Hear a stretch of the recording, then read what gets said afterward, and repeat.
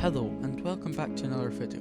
In today's video I'll be talking about the history of Nintendo. The story starts on the 23rd of September 1889 when Nintendo, at the time Nintendo Karuta, was founded by this guy in this place. Maybe this wasn't the best topic for a Scottish guy with dyslexia to make a video on. When Nintendo was first founded, they made Hanafuda playing cards. According to Google, Hanafuda means flower card. In the 1900s, they started collaborating with other companies such as Disney to make branded cards. I think these are pretty cool. I wish they could bring them back. Around the 1960s, Nintendo moved on to making toys such as the Ultra Hand and the Nintendo People House instead of just playing cards. Fast forward to 1977 when Nintendo released their first ever console with the Color TV game, which was only released in Japan.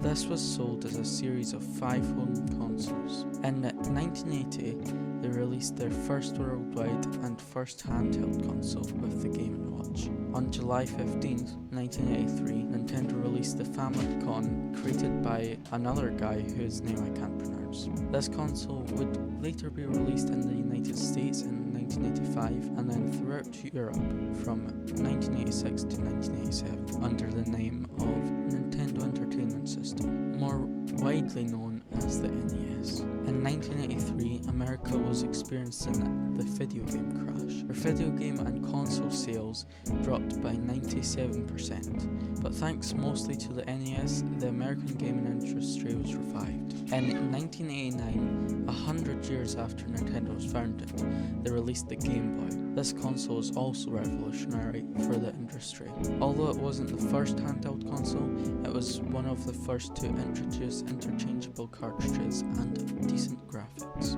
From 1998 to 1992, Nintendo released the SNES, but it wasn't until 1995 when Nintendo once again tried to reinvent the gaming industry with the Virtual Boy. It was the first widely available virtual reality system, but sales failed to meet the expected target, so distribution was stopped in 1996. Although, in 1996, the same year distribution of the Virtual Boy stopped, Nintendo did manage to once again reinvent the gaming industry with the Nintendo 64, or as it's more widely known, the N64. It was the first console that had 64-bit graphics, which opened the possibility for 3D games. In 1998, they released the Game Boy Color, the GameCube in 2001, which was later followed by the Game Boy Advance, but it wasn't until 2004 when Nintendo made another influential console with the DS. The DS popularized the concept of dual screen gameplay. It also repopularized 2D games. In 2006, Nintendo managed to once again release a groundbreaking console for the gaming industry with the Wii. The Wii was the perfect console for family due to its easy to pick up controls and its wide range of family-friendly games. In 2011, Nintendo released the successor to the DS, the 3DS. Although the 3DS wasn't revolutionary like the DS was, it is still one of the most iconic consoles in the world. In 2012, Nintendo once again tried to make a landmark in gaming with the Wii U and its unique